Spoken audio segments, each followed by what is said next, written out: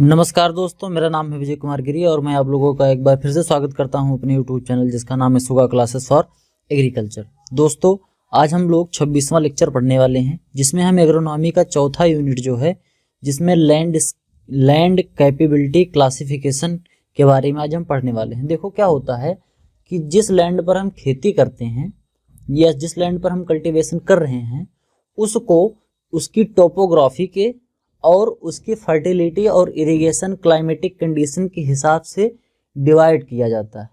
उसको कई पार्ट्स में कैटेगराइज किया जाता है जिससे हम उसमें कायदे से खेती कर पाएँ, हम सिलेक्ट कर पाएँ कि कौन सी क्रॉप को हम यहाँ ग्रो कर सकते हैं। स्टडी करने में थोड़ा सा हमको सहूलियत हो जाए, पढ़ाने में, समझाने में, समझने में आसान हो जाए।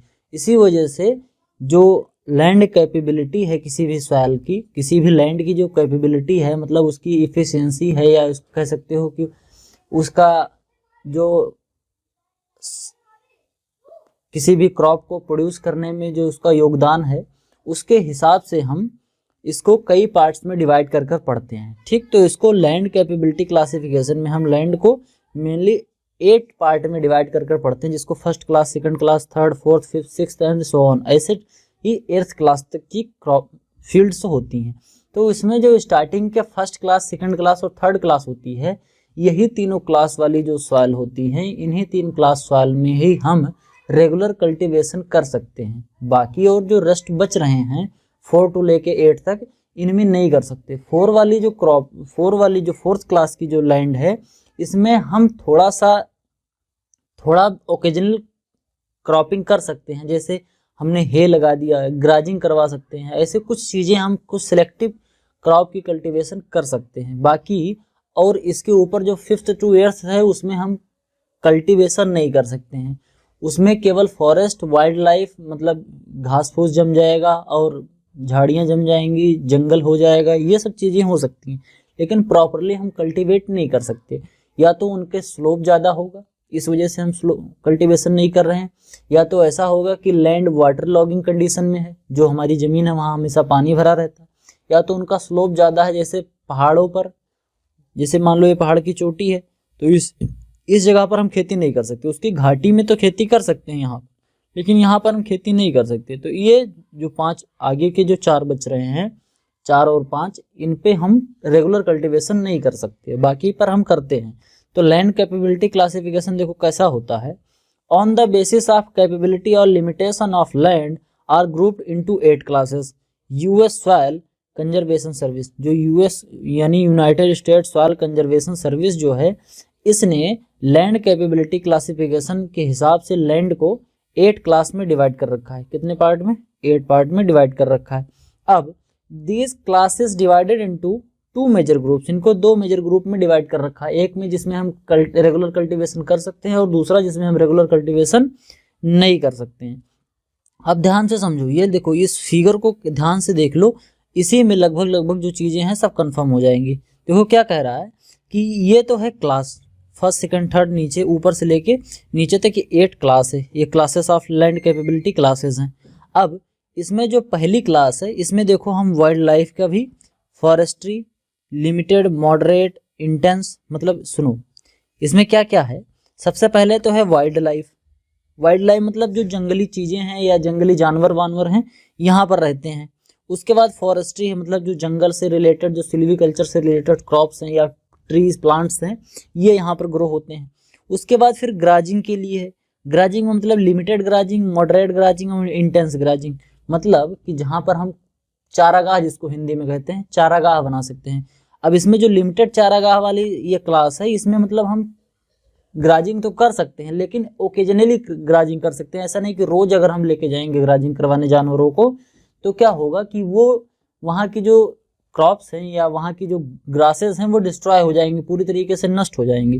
कुछ मॉडरेट है, मतलब यहाँ रेगुलर नहीं जा सकते, लेकिन हाँ ऐसा है कि हफ्ते में 2-4 बार, या ऐसे बोल सकते हो कि रेनी सीजन में हम जा सकते हैं।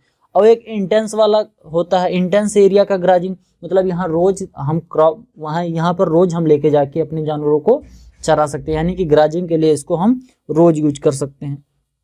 उसके बाद जो कल्टीवेशन है, कल्टीवेशन में क्या है, लिमिटेड कल्टीवेशन, बहुत थोड़ी कल्टीवेशन कर सकते हैं, मतलब थोड़ा सा लैंड को रेमेडियाइज करके, मतलब उसका रिक्लेमेशन करके हम थोड़ा सा उसमें कुछ ना कुछ क्रॉप ग्रो कर सकते हैं, और कभी कभी और बहुत सिलेक्टिव टाइप की क्रॉप ग्रो कर सकते हैं। ऐसा नहीं कि जो क्रॉप हम चाहें वही ग्रो कर लें।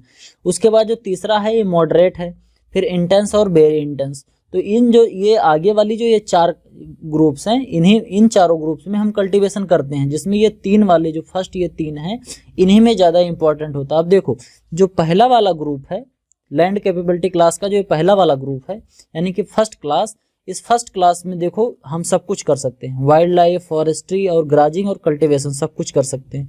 दूसरे में हम ये very intense grazing, very intense cultivation नहीं कर सकते, मतलब एक साल में 2, 3, 4 क्रॉप हम नहीं ले सकते हैं। उसके बाद फिर तीसरी जो क्लास है, तीसरी क्लास में हम इंटेंस और वेरी इंटेंस नहीं कर सकते, मॉडरेट टाइप की हम कल्टीवेशन कर सकते हैं, समझ गए। उसके बाद जो चौथी क्लास है, चौथी क्लास में कल्टीवेशन बहुत लिमिटेड मात्रा में हम कल्टीवेशन कर सकते हैं, बहुत हल्का फुल्का खेती कर सकते हैं। हल्के फुल्की खेती का मतलब ऐसा समझो कि 1 साल 2 साल में एक बार, या हमने ग्राजिंग करवा दी, या घास लगा दिया, कुछ जैसे हे लगा दिया, या सोरघम वोरघम जैसे कुछ क्रॉप्स हैं उसको लगा दिया जानवरों को खिलाने के लिए, ये सब हम कर सकते हैं। बाकी बहुत इंटेंस या बहुत अच्छी तरीके से हम कल्टीवेशन प्रॉफिट गेनिंग के लिए हम नहीं कर सकते हैं। उसके बाद फिर है ये जो 4 खत्म हो जाएंगे, उसके बाद फिर ये है ग्राजिंग वाला, तो ग्राजिंग के लिए होता है। फिर लास्ट में जो एर्थ वाला बचता है इसमें केवल वाइल्ड लाइफ आते हैं, मतलब इस यहाँ पर कुछ भी नहीं होता है। अब आगे बढ़ते हैं, देखो इसका जो फिगर देख लेते हैं, इसको फिगर देख के आप समझ सकते हैं कि कैसे है। जो एर्थ क्लास का है, एर्थ क्लास में देखो यहाँ वाइल्ड लाइफ, केवल वाइल्ड लाइफ ही ग्रो करेगी।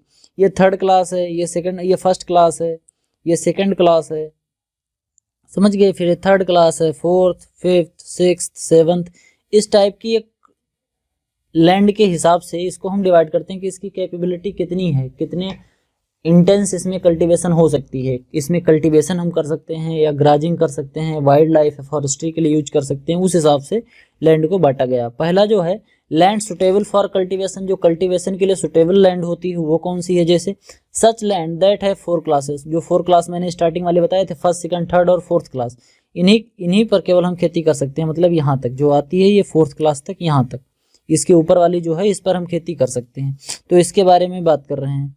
उसके बाद फिर देखो क्या बोल रहा है, उसके बाद कह रहा है कि but for the regular cultivation only first 3 classes, 1st, 2nd और 3rd आर सुटेबल। अगर हमको रेगुलर कल्टीवेशन करनी है तो केवल 3 क्लास होती, तो 4 क्लास में हम कल्टीवेशन कर सकते हैं, लेकिन जो स्टार्टिंग के 3 है 1st, 2nd और 3rd, इनमें हम रेगुलर कल्टीवेशन कर सकते हैं। बाकी जो चौथा है इसमें ओकेजनली हम कभी कभी कल्टीवेशन कर सकते हैं, कभी भी ऐसे क्रॉप उगा सकते हैं ओकेजनली। उसके बाद फिर land not suitable for cultivation, ऐसी लैंड जो सुटेबल नहीं है कल्टीवेशन के लिए, जैसे आगे के जो रिमेनिंग 4 क्लासेस बच रही है वो not capable for supporting cultivation crop, ये कल्टीवेशन ऑफ क्रॉप के लिए ज़्यादा इंपॉर्टेंट नहीं होती, मतलब यहाँ पर हम क्रॉप नहीं उगा सकते। इनकी टोपोग्राफी, इनका स्लोप इतना ज़्यादा होता है, या मीन हाई एल्टीट्यूड लेवल इतना ज़्यादा होता है, जो यानी इतना ऊंचाई पर होंगे, या क्लाइमेटिक कंडीशन नहीं सही होगी, या सॉइल नहीं सही होगी, तो या पथरीली चट्टान होगी, तो वहाँ पर हम खेती नहीं कर सकते। तो इसी वजह से इसको दूसरे पार्ट में डिवाइड किया गया है। 8 जो है मैंने बताया था ना, ब्रॉडली 2 पार्ट में डिवाइड किया गया। ऊपर के जो 4 हैं 1st, 2nd, 3rd, 4th, इसको पहले ग्रुप में, जिसको हम बोलते हैं लैंड सुटेबल फॉर कल्टीवेशन, और जो बाकी जो 4 बच रहे हैं उनको हम बोलते हैं land not suitable for cultivation. These land are use for growing grasses, ये जो लैंड्स होती हैं ये ग्रास को ग्रो करने के लिए यूज की जाती है, क्योंकि यहाँ पर हम कल्टीवेशन तो कर नहीं सकते, तो मेनली इसमें ग्राजिंग होता है, फॉरेस्ट्री और वाइल्ड लाइफ की वजह लिए ही यूज होता है, forestry and supporting wild life, इन्हीं सब चीज़ों में ये ज़्यादातर यूज किया जाता है। जो रिमेनिंग और 4 बच रहे हैं, अब इसमें जैसे जैसे हम क्लास आगे जाते जाएंगे वैसे वैसे ही सेलेक्टिव चीज़ें होती जाएंगी। जैसे जो पहली क्लास है उसमें हम ग्राजिंग, कल्टीवेशन और वाइल्ड लाइफ बाकी सब चीज़ें कर सकते थे, लेकिन जब लास्ट में हम जैसे आगे बढ़ते जाएंगे वैसे ही हमारा जो दायरा है वो धीरे धीरे घटता जाएगा। अब फर्स्ट क्लास में देख लो, जो सब फर्स्ट क्लास होता है ये सबसे अच्छा माना जाता है कल्टीवेशन के लिए, क्योंकि ये हाई इंटेंसिव कल्टीवेशन यहाँ पर आसानी से हो सकती है। It has no limited good for intensive crop cultivation, इसके लिए कोई लिमिटेशन नहीं होती, मतलब यहाँ की जो सॉइल होती है बड़ी फर्टाइल होती है, लगभग सभी प्रकार की यहाँ पर क्रॉप ग्रो कर सकते हैं हम, अगर क्लाइमेटिक कंडीशन ठीक हो तो, मतलब सॉइल में कोई प्रॉब्लम नहीं होगी, कोई भी क्रॉप ग्रो करो। हाँ, क्लाइमेटिक प्रॉब्लम हो सकती है, इरिगेशन प्रॉब्लम हो सकती है, लेकिन वो दूसरी चीज़ें हैं। केवल सॉइल के अगर हम परिप्रेक्ष्य में देखें, केवल सॉइल को बेस्ड ऑन द सॉइल देखें, तो हम कोई भी क्रॉप यहाँ पर ग्रो कर सकते हैं। Such land need only crop management practice like fertiliser, manure, crop rotation etcetera to maintain their productivity. ऐसी जो फर्स्ट क्लास की जो लैंड होती है, इस लैंड पर अगर हमको खेती करनी है तो उसके लिए हमको कुछ सिलेक्टिव चीज़ें ही ध्यान देनी होती है। जैसे हमको फर्टिलाइजर प्रॉपरली डालना होता है खेत में, उसके बाद उसमें प्रॉपरली मैन्योर डालना होता है according to requirement of the land या requirement of the soil. Crop rotation उसमें प्रॉपर फॉलो किया जाता है। क्रॉप रोटेशन जैसे कि अगर हम एक ग्रामीणी क्रॉप को ग्रो कर रहे हैं तो उसके साथ हमको लेगुमिनस क्रॉप भी ग्रो करनी चाहिए। मतलब एक अनाज वाली तिलहनी के साथ साथ, अनाज वाली या तिलहनी फसल के साथ साथ लेगुमिनस क्रॉप होनी चाहिए। मतलब साल भर में एक बार दलहनी क्रॉप हमको ग्रो करनी चाहिए, ये माना जाता है क्रॉप रोटेशन में।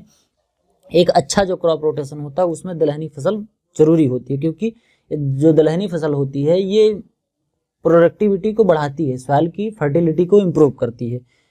फिर आगे क्या है, example for class 1 soil is alluvial soil. Alluvial soil जो होती है ये जो इंडो गैंगेटिक प्लैंट्स में पाई जाती है। इंडो गैंगेटिक प्लैंट मतलब जो गंगा यमुना का जो मैदान होता है, कछारी मैदान, इसी को हम इंडो गैंगेटिक प्लैंट कहते हैं। तो यहाँ पर जो एलुवियल सॉइल है ये मोस्ट फर्टाइल सॉइल होती है, ये फर्स्ट क्लास में आती है। यहाँ पर हम कोई भी क्रॉप आसानी से ग्रो कर सकते हैं।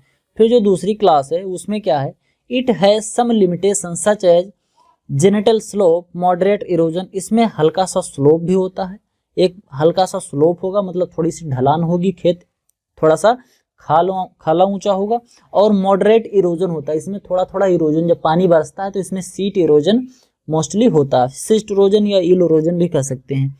ठीक, hazard slightly alkaline and saline condition which reduce choice of crop. थोड़ा सा क्रॉप की जो चॉइस है रिड्यूस हो जाती है, क्योंकि या तो थोड़ी सी सैलाइन सॉइल होगी, अल्कलाइन सॉइल होगी, तो इस वजह से ये थोड़ा सा क्या होता है कि क्रॉप का जो एरिया है उसको थोड़ा कम कर देता है। मतलब सभी क्रॉप नहीं ग्रो कर सकते, कुछ क्रॉप की मात्रा कम हो जाती है, लेकिन फिर भी हम यहाँ ठीक ठाक खेती कर सकते हैं। Hence require moderate conservation tactic like strip cropping, contour tillage. या स्ट्रिप क्रॉपिंग या कंटूर टिलेज, क्रॉप रोटेशन, इन सबको हम करके जो ये मॉडरेट इरोजन है इसको हम कर सकते हैं, कम कर सकते हैं। जैसे स्ट्रिप जो क्रॉपिंग होती है, कंटूर क्रॉपिंग होती है, ये पहाड़ों पर ज़्यादा की जाती है। लैंड को ऐसे ऐसे लेवल कर कर सीढ़ी नुमा जिसको हम खेती करते हैं, वैसा कुछ प्रैक्टिस मेजर हम अपना के खेतों में आसानी से वहाँ पर हम खेती कर सकते हैं। उसके बाद थोड़ा सा लैंड रोटेशन भी है, जैसे हम दलहनी क्रॉप उगा रहे हैं या कुछ ऐसी क्रॉप जो कवर क्रॉप हो, जिससे जो मिट्टी की परत है, जो आपकी लैंड है, वो पूरी पूरी ढक जाए उस पौधे से, तो इस टाइप की हम खेती आराम से वहाँ कर सकते हैं। थोड़ा सा लैंड रिक्लेमेशन करके लैंड को थोड़ा सा हम उसमें सुधार करके जो एल्कलाइनिटी है, सॉलिनिटी है, उसकी अगर कम कर देते हैं हम, तो उसमें हम और भी चीज़ें ग्रो कर सकते हैं। समझ गए? For example deep red and black soil. जो डीप रेड और ब्लैक सॉइल होती है इनको हम सेकंड क्लास में रखते हैं। ठीक, जो डीप रेड सॉइल होती है या ब्लैक सॉइल होती है इसमें हम ये रखते हैं। अब जैसे आपको पता होगा कि जो ब्लैक सॉइल है इसमें हर क्रॉप हम नहीं ग्रो कर सकते। जैसे रेड जो ब्लैक सॉइल होती है, मान लेते हैं कि ब्लैक सॉइल का हम एग्जाम्पल लेते हैं। ब्लैक सॉइल जो है इसमें अंडरग्राउंड वाली चीज़ें, जैसे आलू है, गंजी है, मतलब स्वीट पोटैटो है, या मूली है, कैरेट है, ये सब चीज़ें हम कम ग्रो कर सकते हैं। क्यों? क्योंकि ये कम्पैक्ट सॉइल होती है, नीचे ग्रोथ ज़्यादा नहीं होगी, रूट की ग्रोथ ज़्यादा नहीं हो पाएगी, क्योंकि ये सॉइल जब सूखती है तो बहुत टाइट हो जाती है।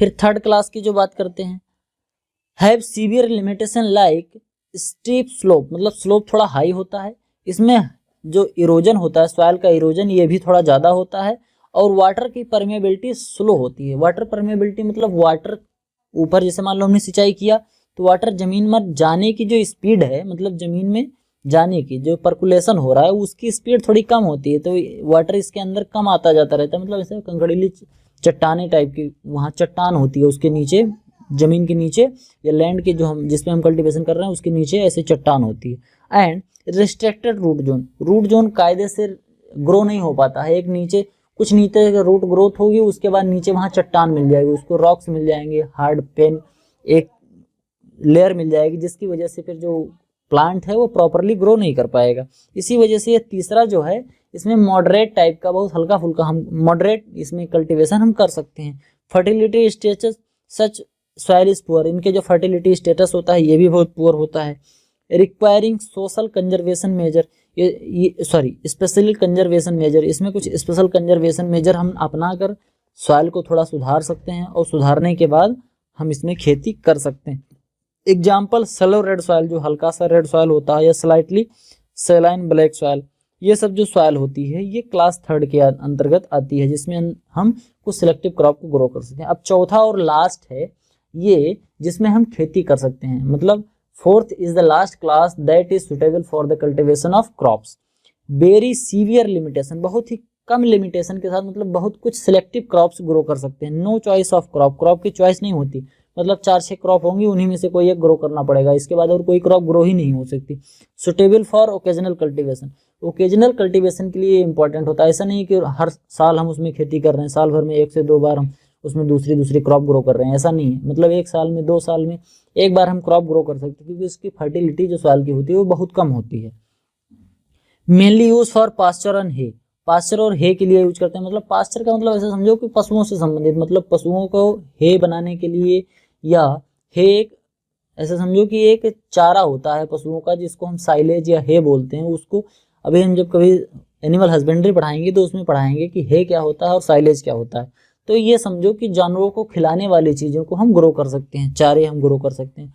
For example shallow soil, saline soil, alkaline soil, ऐसी जो सॉयल होती हैं वहाँ पर हम कुछ सिलेक्टिव क्रॉप्स ही ग्रो कर सकते हैं। उसके बाद जो 5वां क्लास है, स्टोनी और रॉकी सॉयल होता है, मतलब इसमें बहुत कंकड़ पत्थर पाए जाते हैं। Soil and pond area where drainage is not possible, जहाँ ड्रेनेज नहीं पॉसिबल होता है। पॉन्ड एरिया मतलब ऐसे है कि एक तो कंकड़ पत्थर है, ऊपर से वो ऐसा है कि जहाँ ड्रेनेज नहीं है, मतलब बहुत नीचे वाली ज़मीन है जहाँ पर पानी भरा रहता है। मतलब ऐसे जैसे जो पहाड़ी नदियाँ होती हैं उनके किनारे वाले एरिया जो होते हैं वहाँ की बात कर रहा है। तो ये 5th क्लास में आता है। Mainly use for grazing and forestry, यहाँ पर हम फॉरेस्ट्री और ग्राजिंग का काम कर सकते हैं, क्योंकि और कुछ यहाँ होगा नहीं, तो कुछ जो घासें वहाँ से जम जाती है उनको हम ग्राजिंग कर सकते हैं, और फॉरेस्ट्री के लिए थोड़े बहुत पेड़ वहाँ उग जाते हैं तो थोड़ा जंगल भी बन जाता है। एरिड एंड रॉकी सॉइल इसके जो सबसे अच्छे एग्जाम्पल होते हैं, एरिड एंड रॉकी सॉइल। फिर अगला है जो 6वां क्लास है, 6th क्लास में क्या है, have some limitation on use of grazing and forestry, grazing और फॉरेस्ट्री के लिए इसको यूज किया जाता है, लेकिन सम लिमिटेशन के साथ, कुछ ही लिमिटेशन होती है, ऐसा नहीं कि रोज हम लेके जाके वहाँ ग्राजिंग कर रहे हैं। फिर 7वां जो क्लास होता है, 7वें क्लास में क्या होता है, severe limitation on use of grazing and forestry, grazing और फॉरेस्ट्री के लिए इसकी जो लिमिटेशन होती है काफ़ी सीवियर होती है, मतलब बहुत कम ही इसमें हम ग्राजिंग और फॉरेस्ट्री कर सकते हैं, बहुत ज़्यादा हम इसके अंदर कल्टिवेशन नहीं कर सकते हैं। यहाँ पर जो हम चारागाह है, बहुत कम ही चारागाह उपयोग कर सकते हैं, ऐसा नहीं कि रोज लेके जाके चरा रहे हो जानवर, ऐसा नहीं हो सकता यहाँ। फिर अगला 8वां जो लास्ट क्लास है, ये एक्सट्रीमली रफ लैंड, बिल्कुल रफ लैंड होती है, not suitable for any kind of crop production, crop production तो यहाँ संभव ही नहीं, मतलब भूल ही जाओ, यहाँ क्रॉप का प्रोडक्शन तो किसी भी तरीके से हो ही नहीं सकता है। हाँ, बस ये चीज़ है, वाइल्ड लाइफ यहाँ पाई जाएगी, ठीक। It is restricted to wildlife, aesthetic purpose and watershed production. Watershed का प्रोडक्शन मतलब जैसे प्रोटेक्शन के लिए, जैसे पानी जो बरसता है वो पानी की बर्फ की चादर है वहाँ बिछी रहती है, वाइल्ड लाइफ कुछ है वहाँ पर, कुछ एस्थेटिक पर्पस से यूज हो रहा है, बस इन्हीं सब चीज़ों के लिए यूज होता है। ये 4थे प्रकार का, जो 8वें प्रकार की क्लास है लैंड के लिए, समझ गए। एग्जाम्पल सैंडी बीचेज, जो सैंडी बीचेज होती हैं, जो ये सैंड वाली बीचेज होती है, मतलब समुद्र के किनारे जो रेतीली ज़मीन होती है वो, वहाँ पर हम खेती होती कुछ नहीं कर सकते हैं। रिवर वॉसेस, जो रिवर का वॉसेस होता है, ये सब चीज़ों पर हम खेती नहीं कर सकते हैं। तो आज के लिए केवल इतना ही। अगर आपको वीडियो पसंद आई हो तो वीडियो को लाइक करें, चैनल पर नए हैं तो चैनल को सब्सक्राइब जरूर करें। मिलते हैं अगली वीडियो में, तब तक इजाज़त दीजिए, धन्यवाद।